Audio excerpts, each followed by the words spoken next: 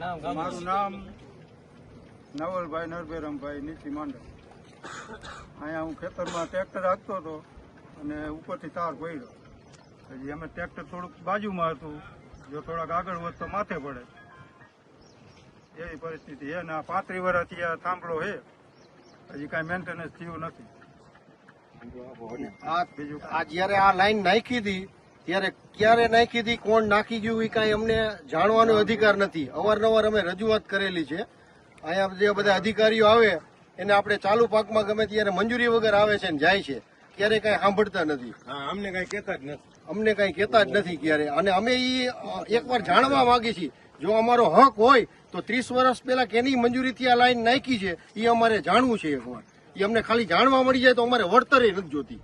બરોબર, જે તે સમયે કોની મંજૂરીથી આ નાખી છે એ અમારે પેલા જાણવાનો આ દેશના નાગરિક તરીકે હક હોય તો પેલા અમને એકવાર અમારો હક પૂરો કરો. અને આ લાઈન તમે 1991 માં કહે છે દાદા, 36 વર્ષ થઈ ગયા. 36 વર્ષ થઈ ગયા તો 36 વર્ષ પેલા જયારે નાખો ત્યારે તમને કઈ પૈસા આપેલા? ખબર જ નથી, અમે જાણી નથી કરેલી જે તે સમયે. નથી આવ્યા, રૂપિયો દીધો નથી.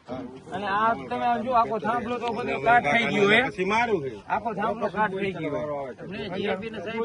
અત્યારે આના નીચે કામ કરવું જોખમ વાળું છે પૂરેપૂરું. આ જે ઘટના બની એના જવાબદાર કોણ? કદાચ મારા કાકાની બધા જો ટ્રેક્ટર થોડુંક આગળ હોત તો એ ઘટના બની હોત તો એના જવાબદાર તરીકે કોણ? એમ એના અધિકારીઓ જવાબદારી લે છે.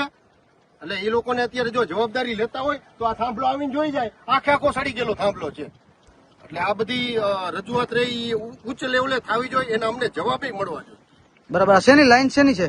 આ 220 કેવીની લાઈન છે, જેટકોની છે. હા, જેટકોની છે. ભીમાસર થી ચરાવડા લખેલું છે લાઈન ઉપર, એની લાઈન છે. હવે 35-36 વર્ષ થઈ ગયા લાઈન ના. તમે તાર બાર જુઓ તો ખબર પડે. હાવ સમજાણું? હાવ એટલે હાવ ઓલા તાર થઈ ગયા છે. આ ટોટલી બધું હવે આ 35 વર્ષના લાયસન્સ હોય, CRC લાયસન્સ. હવે આખી લાઈન બદલાવાની જરૂર છે. આ દાદાએ વાત કરી ને, આગળનો થાંભલો હળી ગયો તો ત્યાં બદલાવી દીધા. આ જેટકોના કર્મચારી તમે જુઓ, જે જરૂર પડે એક એક બદલાવે. હવે જયારે આ દુર્ઘટના ઘટે અને પછી આ કંપની વાળા કાર્યવાહી કરે. ખબર જ છે આપણે 35 વર્ષ થઈ ગયા, CRC લાયસન્સ 35 વર્ષના હોય તો આખી લાઈન બદલાવી પડે. બરોબર, આખી લાઈન બદલાવી પડે. 35 વર્ષ સુધી તો આ ખેડૂતના ખાતેદારે ભૂખ્યું હોય, લાઈન બીજે લઈ જાઓ. 35 વર્ષ આ ખેડૂતે જોખમ લીધું હોય, બાર લાઈન બીજે લઈ જાવ તમે. પહેલી વાર નાખી તો અહીંયા કઈ વળતર દીધું નથી, તો બીજી વાર નાખી ગયા તો એનું વળતર તો અમને કઈ મળ્યું નથી. અને પાકમાં અવારનવાર નુકસાની કરીને જાય છે. 90 માં નખાણી, 1990 માં નખાણી.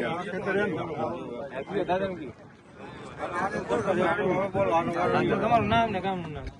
મારું નામ મનસુખભાઈ કેશવજીભાઈ સોરિયા, ઊંચી માંડલ. મારું 45 વીઘાનું ખેતર છે. એમાં નાખી ગયા લાઈન, અમને કાંઈ વળતર આપ્યું નથી. અને આ લગભગ 90ની સાલમાં નાખેલી છે. અને હવે થાંભલાય બધા હળી ગયા.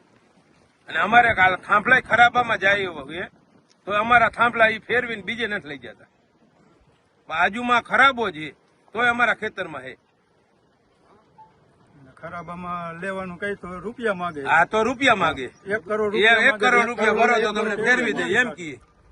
અમારી માલિકીની જમીન 1 કરોડ નથી દેતા તો એને. અને અમે આ 10 વર્ષથી આ વેચવા કાઢ્યું એ 40 લાખની વીઘો જમીન છે. અત્યારે 10 લાખ કોઈ દેતું નથી. 40 લાખ કેવી રીતે? બાજુમાં ઇન્ડસ્ટ્રી છે એટલે બાજુમાં ઇન્ડસ્ટ્રી વાળા 40 લાખનો વીઘો લીધેલી.